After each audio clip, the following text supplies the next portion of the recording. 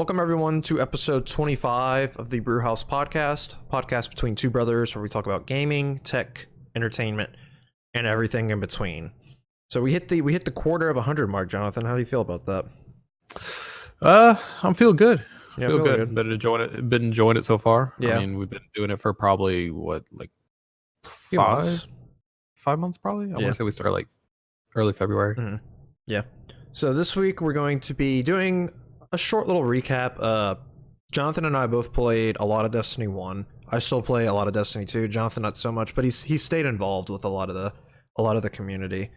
And Right. so we're going to be doing a little short recap of GuardianCon. Jonathan, if you want to start it off, I need to take this phone call. Yeah. No, it was good. You know, I wasn't sure how it would go. Not playing a big part of Destiny. Recently in the past 2 years. I mean, I bought Destiny 2 on launch on PS4. We both did. I want to say I ended up getting the platinum all the way through it whenever the first raid came out. And then I ended up buying it whenever the PC release came out and went through the main quest on one character. But then I just stopped playing it because other games came out. Life happened. So it was good. So going there, it was great to see how they've built on it the past few years. We tried to go last year, but it didn't work out. So this year was our first year, both attending GuardianCon, and now it's turning into Gaming Community Expo. It was really good. It seems like they made a lot of improvements over the past few years, being that where the convention took place, it was in the hotel, which was a big plus. Everything was inside, everything was carpeted, air conditioned, and we pretty much did not leave the hotel if we had to, with all the restaurants and everything in there. So as far as, you know, amenities go around the convention, it was good.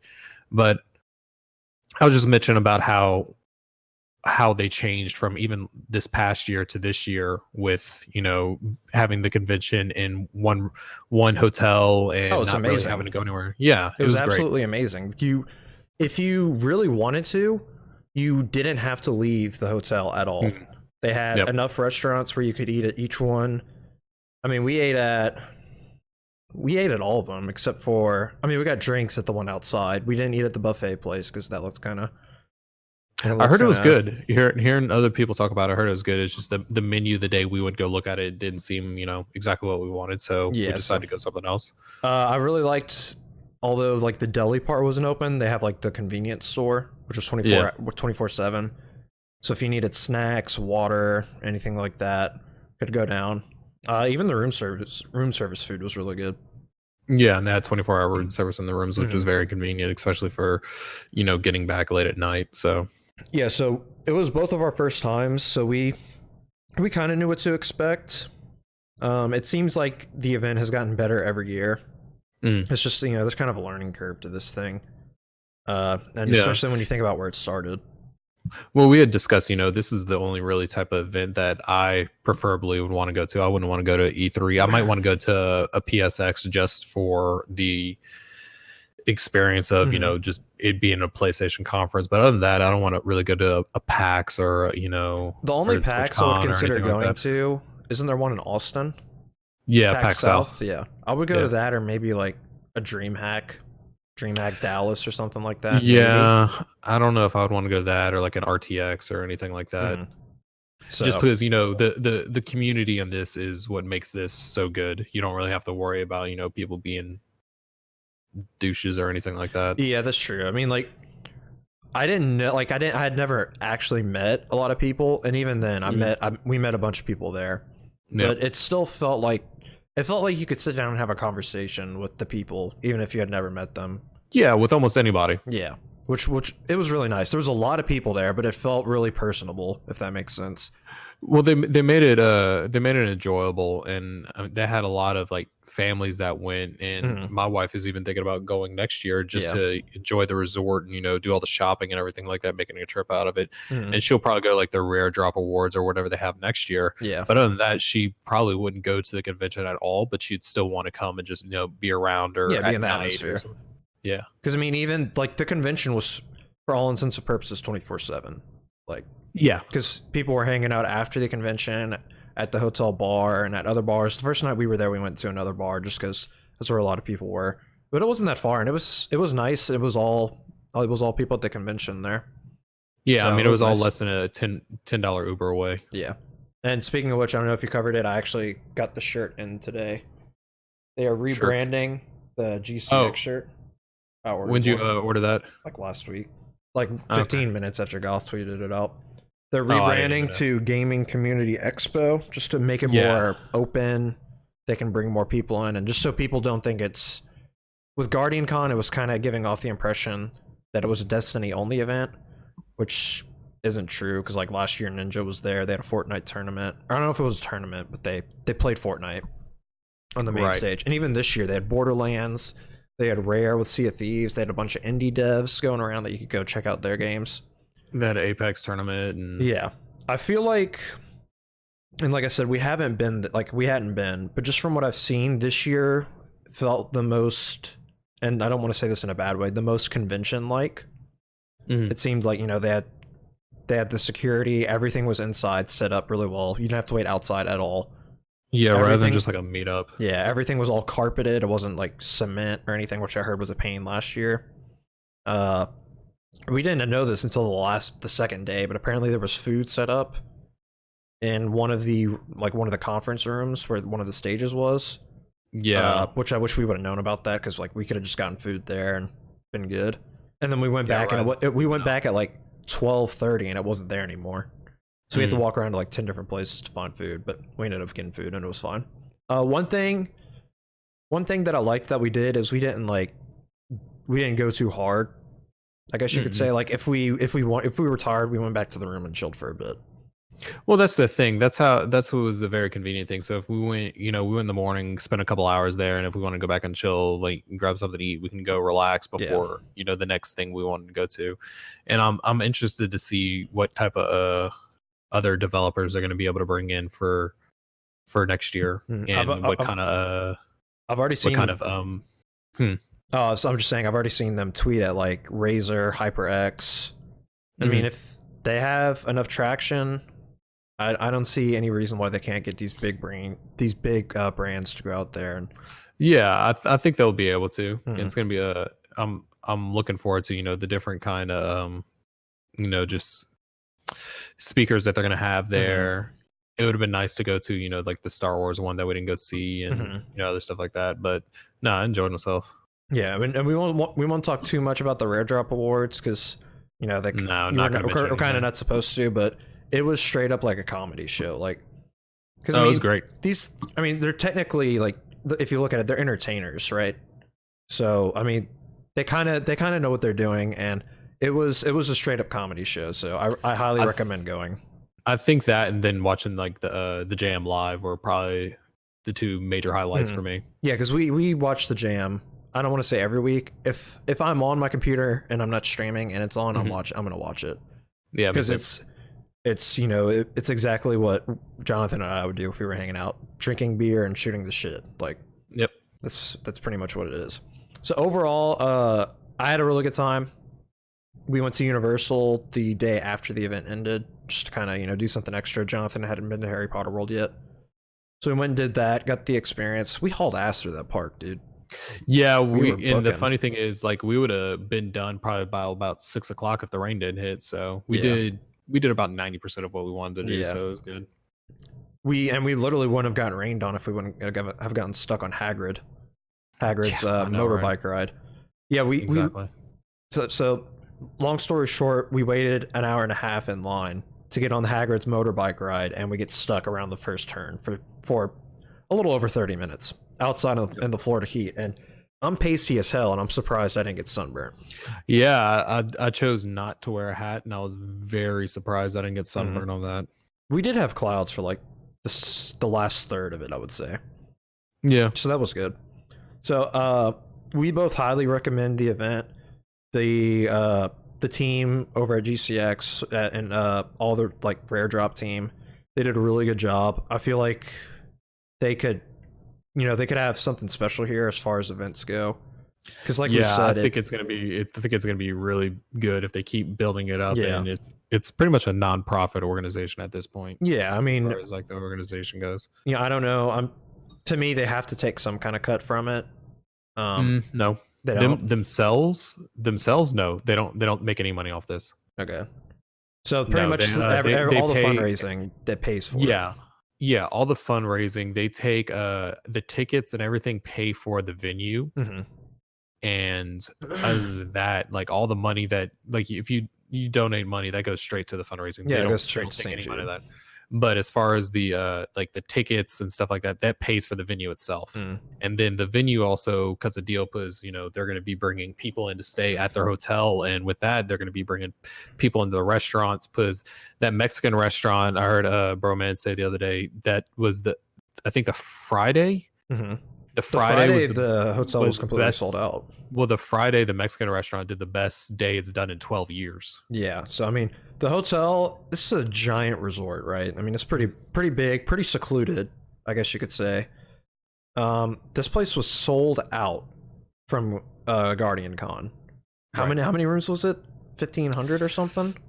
No, that was the block. I want to say the block was originally 1,500, but then it jumped up to like 2,000 or something like that. Yeah, so but no, I want to say the resort had like, you know, 4,000 or 5,000 rooms. Yeah, the resort was completely sold out, and it was cool, you know, seeing people walking around with like their tags and stuff.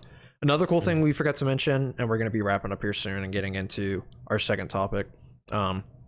If you were there for GuardianCon and you had your little tag thing, you got a discount at all the restaurants you went to. Yeah, it was 15%. Yeah. So that was really cool. I'm sure the hotel loved it. I mean, they loved it enough to have the event there next year. It's confirmed, and I mean, potentially for the next however many years they do it. Well, yeah, because they're trying to get people. They're going to try to be going into the other Rosen resorts. Well, yeah, they're going to try to those two.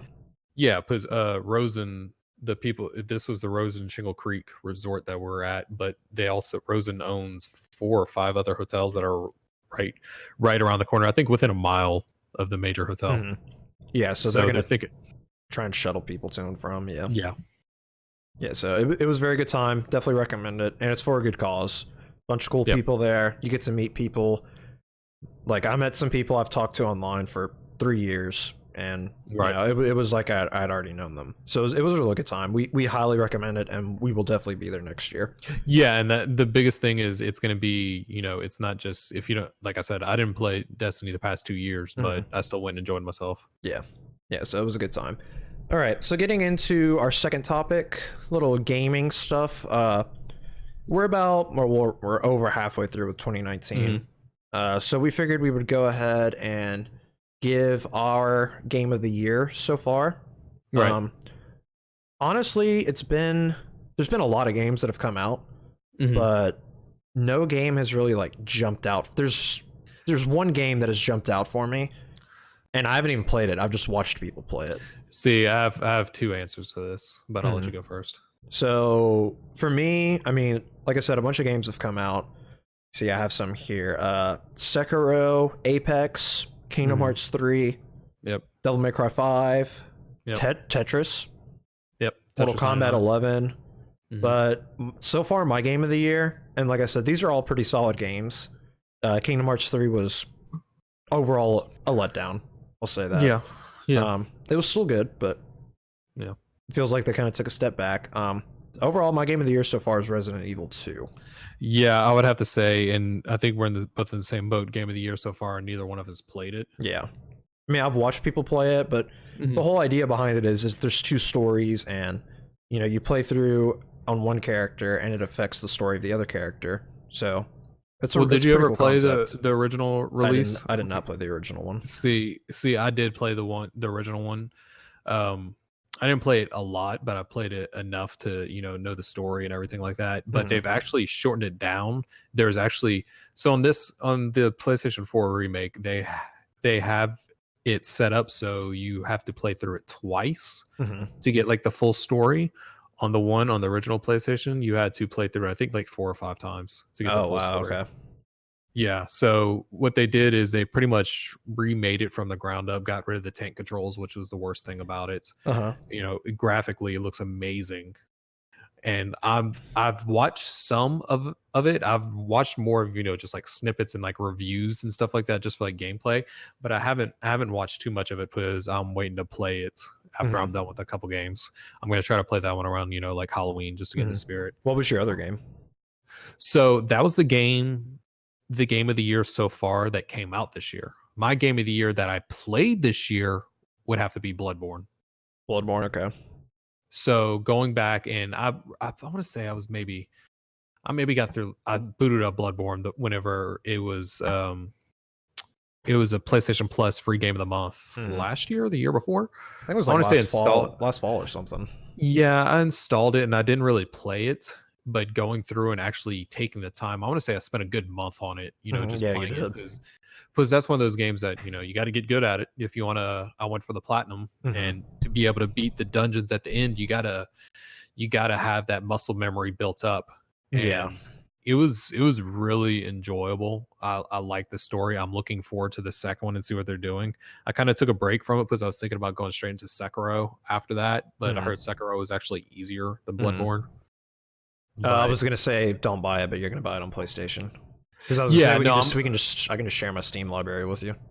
No, I'm gonna get it on PlayStation whenever, it's probably gonna drop down to it wouldn't surprise me if it drops down to like, $10-15 this fall, Christmas. I'm gonna stock up on games.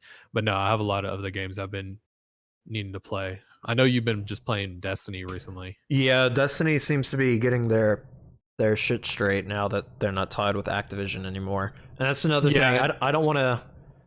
No, I'm not even gonna say it. Never mind. I don't want to get people in trouble right now with like the triumphs and stuff like that, which I even considered doing, but then I was like, no. You probably would have been pushed for time. I could have did it, but I mean, with as much time as I've been sinking into The Witcher, I should be fine. And that's another game that that would be behind Bloodborne, The Witcher. I still. Story is good. I like the gameplay is starting to grow on me. The fighting mechanics is kind of still, it's better than what I thought originally, but it's still not great. It definitely takes getting used to. Yeah, and I'm used to it now. Like I don't. It's better combat than Skyrim. That's for sure. Yeah, but Skyrim's also a different type of game. Yeah, Skyrim's more exploration Skyrim's more like adventure type game, not a third-person RPG, third-person action adventure game, which is The Witcher. No, another thing. The Witcher reminds me of like Kingdoms of Amalur, but a little bit slower in the combat. Another thing, we have Death Stranding coming out, and we've heard a bunch of people say it, and we both agree wholeheartedly. It's either going to be terrible, or it's going to be Game of the Year. Yeah, there's a multiplayer mode to it too, right? Yeah. So which. Nobody even knows what the game's about still.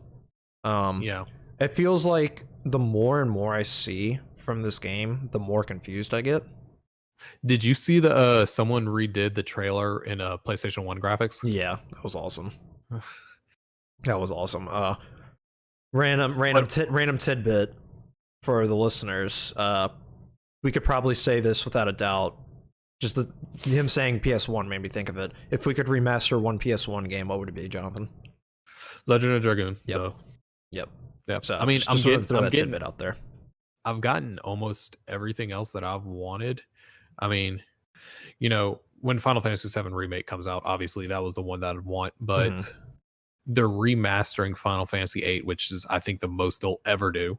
Yeah, that game's probably on a scale like 2. It would take them so long to remake that. Yeah. So with that being said, let's talk about the games that are coming out the rest of this year that we're looking forward to. So we have Death Stranding. And then we could say, we can predict what we think the game of the year will be. Okay. Yeah. So you got Death Stranding. You got Final Fantasy VIII remastered. You have you could throw WoW Classic in there. Shadowkeep. They announced Shadowkeep. They announced Luigi's Mansion 3 coming out Halloween. What's the super massive game called that the people did Until Dawn? Oh, I know what you're talking about. I can't remember the name. One of the anthologies. What is it called? I'll just say it now. I think Death Stranding is gonna win. The Dark Pictures. I don't know what it is. Death Stranding is gonna be coming out this year. I think that's gonna win. Just to me, like I said, to me, nothing besides Resident Evil 2 has jumped out as like game of the year. Yeah. You know, like last year we had God of War and Red Dead 2. Those were like last year there was a lot of good games. There was a lot of good games. Oh, Crash Team Racing came out this year too. Yeah, that's a really good game. Which I've played the original, and it's there's I like how there's no rubber banding in it, which is good. But I haven't I'm thinking I'm gonna get it, but I can wait on it. It'll probably go on sale eventually. Mario Maker 2. I think Death Stranding's gonna win. What about you? Yeah, I think so too. Like I said, it's either gonna flop or, I mean, it's Kojima, but Shenmue 3 comes out. Star Wars Jedi Fallen Order, that's gonna be a hit or miss. Another one. It's EA, but it's Respawn, so yeah. I mean, if it was like a Souls-like game, that would be good. I just don't get why they haven't showed off like any of some of the most impressive features of that game. And I get they don't want to show everything off. Yeah. But apparently there's a lot behind the scenes that they didn't show, that they could have showed some of it instead of like, because the gameplay they showed was it looked pretty basic. Yeah, it looked mediocre. And there's no like decapitating, even though you're hitting people with a lightsaber. Yeah. We got Wolfenstein Youngblood coming out this month, which that's another good one. Madden. Yikes. Life is Strange too. You gonna buy Madden? Yeah, of course. Trophies. Yeah, trophies. And if they have the thing is, if they have the story mode like they did the past 2 years, I mean, I'll get the value out of my game. The Catherine remaster comes out this year too, which I already have pre-ordered, which is going to be phenomenal. Gears 5 comes out this year too. Yeah. Ni no Kuni remastered. Legend of Zelda Link's Awakening. That comes out this year. I think Death Stranding's going to win. Yeah, Death Stranding. There doesn't seem too much. Medieval, which is another game that I'm looking forward to, the remaster of that. That comes out October 25th. Does Pokemon come? Yeah, Pokemon comes out this year. Yeah, but from what I've seen from that, nothing is... people are not too excited about Pokemon. Imagine that. It's another Pokemon game. My good buddy, the Nintendo man of the group, Lord Respawn, is not excited about Pokemon so far. Okay, we need to have him on here. Yeah. So one game that I think that can compete with Death Stranding is Doom Eternal. Oh, that's true. I heard the first Doom game was very good. So that's the thing. The first Doom game came out. You know, people are like, "Oh, it's a Doom game. Who's going to play that?" But it seems like over the past couple of years, people are like, "This is how a shooter should handle." This game's like good. Like I've heard people go back. Like I have it. I played a little bit of it back in the day when it came out, but I want to go through and play start to finish before that. I've heard it runs really well on PlayStation. Yes, it does. I've heard it like runs like a PC game on PlayStation. And that's the thing. I'm kind of that's one of the games I'm trying to hold off in case I randomly get a PS4 Pro to play with. Hey man, Prime Day, you could have gotten one. I didn't even see it popped up. I also could have gotten 12 cases of beer for like $12. You also could have gotten like a 92 pack of Cheez-Its, like the bags, for like it was like $30 or something. It was dumb. I almost bought it. So yeah, I mean, we have no idea. It's probably going to be, if I'd have to say, it's Death Stranding. We have no idea what the game is going to be about, but we think it's going to win Game of the Year. That's kind of where most people are standing as far as Death Stranding goes. I mean, I'm sure there'll be like an exploration aspect to it, some kind of combat. There's a multiplayer. I don't know if you're gonna like build a base. I don't know. Nobody knows what it's gonna be about. Man of Medine is the name of the Supermassive's next game. That comes out August 30th. I think that's the one where they're trapped on the ship. Oh, that'll be pretty fun. It comes out August 30th? August 30th, yep. Oh, and that's it. Pre-orders. It's only $30. So it's the first game in their anthology. So I think they have six stories that they're going to put out with that. Oh, something else as we're wrapping up here. Halloween, we're getting towards the end of the year. Halloween is coming up. We are going to be doing JT and I, and maybe JT's wife. We'll be playing through some horror games, like probably short ones, and we'll be posting those videos to YouTube as well. So be on the lookout for those.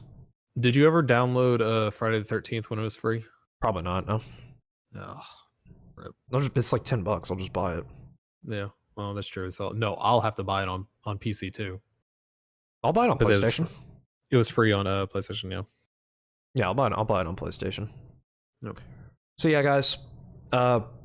Not like we said, nothing has really jumped out. Resident Evil 2 was a really good game. All the games all of the games I listed have done well.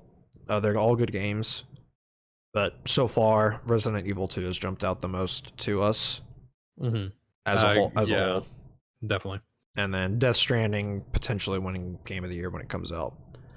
So that was episode 25.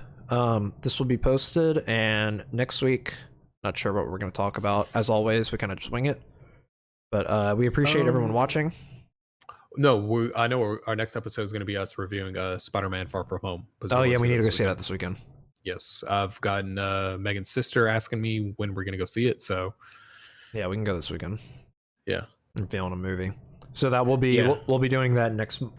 We'll be streaming that next Monday, live at twitch.tv/Brewski, and it will be posted, the day after Wednesday, something like that. Right. So we're gonna try to post this one tomorrow. Yeah. Yeah. Yeah. So we appreciate everyone watching, and until next time, guys, keep gaming, and we'll see y'all later. Peace.